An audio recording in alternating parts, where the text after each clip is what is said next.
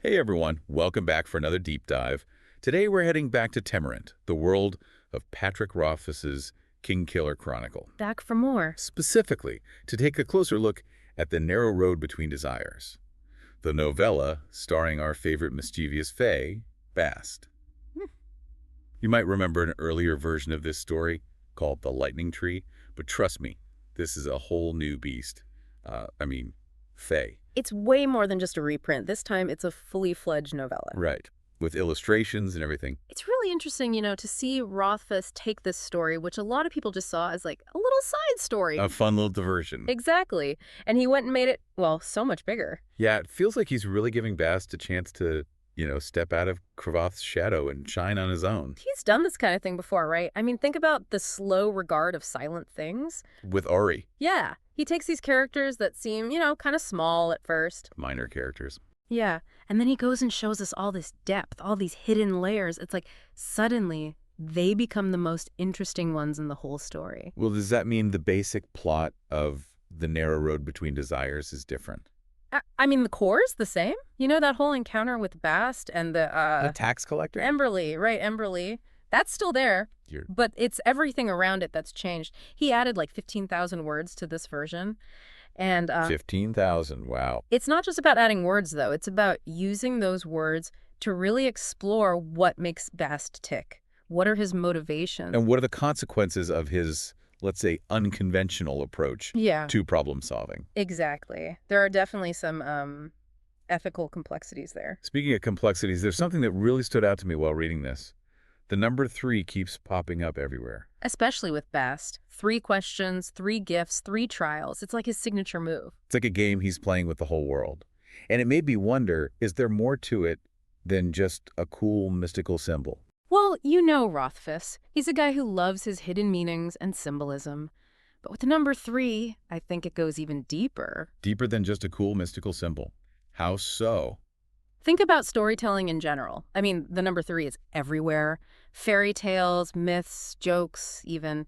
There's something about that 3-part structure that just works. So Rothfuss is using something that feels familiar to us, something almost predictable, but then he twists it. He sets up this pattern, and then bam, he breaks it. Makes us question everything we thought we knew.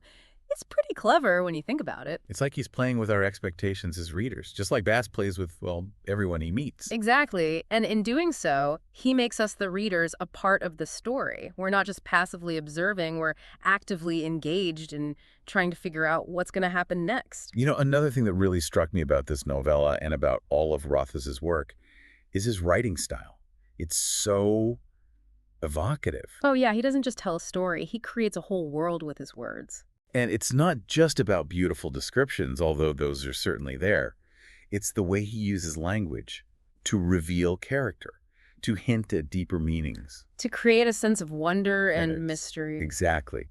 Some people compare his writing to Neil Gaiman, and I can see why. They both have that gift of taking you to another place, making you believe in the impossible. Speaking of impossible names, I've always been fascinated by the names Rothfuss comes up with for his characters.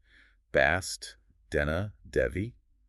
They're so unique. He's very intentional about his names. Really? Like, how so? He thinks about the sound of them, obviously, but also their meaning, their possible connections to mythology, folklore, even history.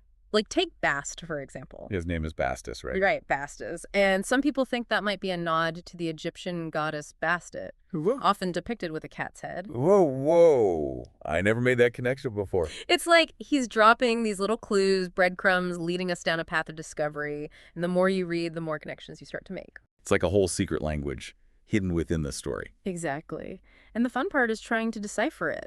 I mean, sometimes those clues can lead to some pretty surprising places. Oh, I know. Remember how he said he came up with the name Kvothe? No way, remind me. He was in a calculus class, bored out of his mind, and he started doodling in his notebook, trying to see what letters he could draw without lifting his pen. No way, really. And that's how Kvothe was born. From calculus doodles to literary legend. That's amazing.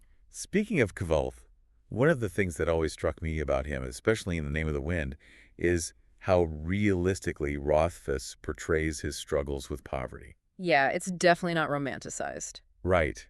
Like you really feel the weight of every penny, every decision. And it made me wonder, is that based on Rothfuss's own experiences? I don't know if he's ever explicitly said that Kaffoth's financial struggles mirror his own life, but he has spoken about the impact of socioeconomic class on, how people make decisions. Like how growing up poor or rich can affect your worldview. Exactly. He's talked about how people from lower socioeconomic backgrounds, sometimes they prioritize, Like instant gratification. yeah, Mhm. spending money on something that brings them joy right now instead of saving for something that might, pay off later. It's not about being irresponsible, though. No. It's about recognizing that when you're struggling to get by, sometimes that little bit of hope, that little spark of It's joy. worth more than $1 in your pocket. Exactly. And I think that really comes through in how Kvoth handles money. He's not always the most practical, but He's always looking for that glimmer of happiness, that escape from the day-to-day grind. and I think that resonates with a lot of people, regardless of their own background. Because we've all felt that way at some point, right? That need for a little bit of magic in our lives. Yeah, absolutely. Yeah. And that's one of the things I love about Rothfuss's writing. It's fantastical, yes, but it's also deeply human. It reminds us that even heroes, even legends, They're just still people. with flaws and fears and desires, just like us. Exactly. And I think that's what makes him so relatable, so compelling, is that vulnerability, that willingness to let us see the cracks in the facade. That's what makes Rothfuss's characters feel so real. Absolutely. And it makes their choices, even the questionable ones, feel so much more understandable. Which brings into Best's, let's call it fluid morality. Yeah, he definitely doesn't operate by the same rules as us humans. I mean, is he good? Is he bad? Is it even possible to categorize him like that? It's tough, right? Because he exists in this space between the Fey realm and the human world. So he's got one foot in each. And sometimes it feels like he's playing both sides. He can be mischievous, manipulative, even cruel at times, but then he'll turn around and show this incredible compassion. It's almost like he has his own code of ethics, one that doesn't always make sense to us, but it's always there. Think about that scene with Emberly's bath. I mean, he orchestrates this whole elaborate spectacle. Flowers, compliments. It's over the top, right? It's not mean-spirited. It's Mhm. like playful. Exactly. He's not trying to hurt her. He's trying to, I don't know, shake things up a bit, bring a little joy into her life. It's a weird scene, but it really shows the duality of Bast's nature. He's powerful, but he's also restrained. He could have easily crossed a line. But he didn't. Right. And that's what makes him so fascinating and maybe a little bit scary. Because with the Fae, you never quite know what to expect. It's like they operate on a different set of rules. Their idea of right and wrong isn't the same as ours. And that makes them both compelling and unpredictable, which, as a reader, I love. Me too. But, some people find Rothfuss's writing a bit much. Too descriptive. Too ornate. Yeah. Like he gets lost in the details sometimes. Well, he's definitely a writer who loves to linger on the senses. Right. It's like he wants us to experience the story with all five senses. He's not just sketching out the scene, he's painting a full-blown masterpiece. And I can see how that might be overwhelming for some readers. Oh, for sure. Some people prefer a more straightforward style. But for others, like me, those rich descriptions are part of the magic. It's like the difference between reading a recipe and actually tasting the food, right? Ah, Rothfuss wants us to savor every bite. exactly. He's not just telling a story, he's creating an immersive experience. And let's be honest, isn't that what fantasy's all about? Escaping into another world, losing yourself in the details?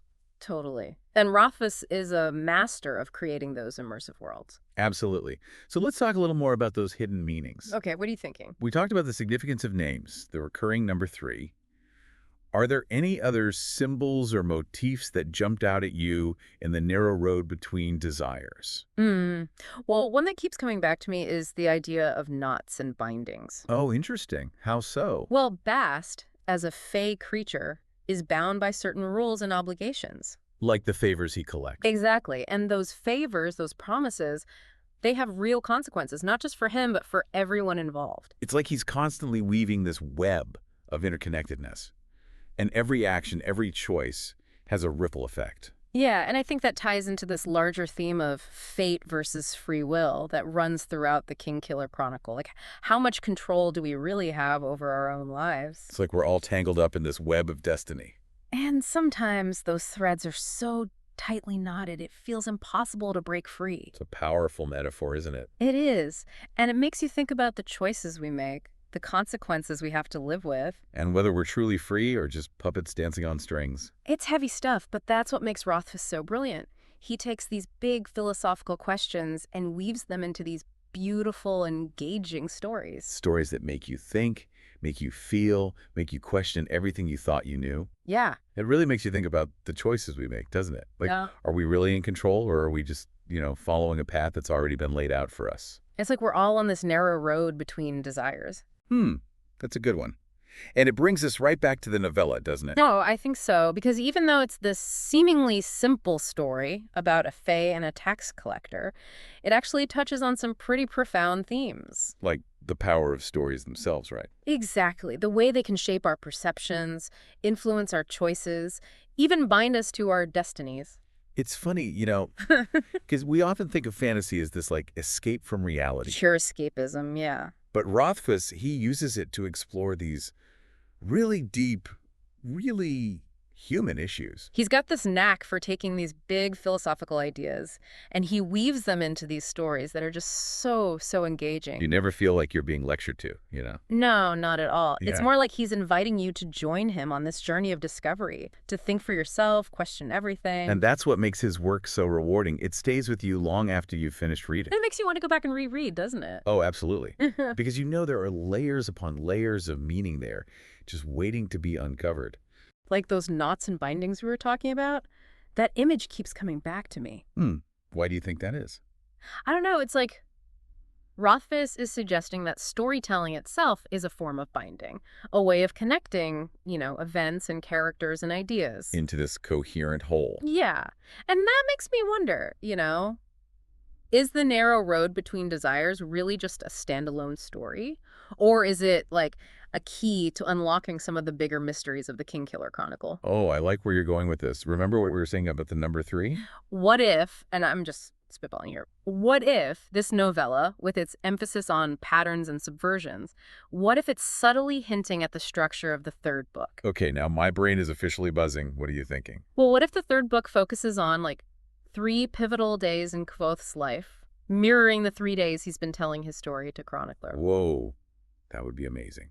And Baz would have to play a major role now. Yeah, of course. I mean, he's practically the main character in the narrow road between desires, so it would make sense for him to be a key player in Kvoth's final confrontation with, well, whatever he's been running from all this time. Okay, we need to stop now before I get too carried away and start writing fan fiction. But seriously, this whole conversation has given me a new way of looking at this novella. It's not just a charming little side story. It's like this treasure trove of hidden meanings, clues to Rothfuss's creative process. And maybe even a roadmap to the future of the Kingkiller Chronicle. So for all you listeners out there, I urge you to go back and reread The Narrow Road Between Desires with fresh eyes. Pay attention to those little details, those recurring motifs. You might be surprised by what you find. And who knows, maybe you'll even unlock some secrets that we missed. That's the beauty of a good story, isn't it? It keeps on giving. Exactly.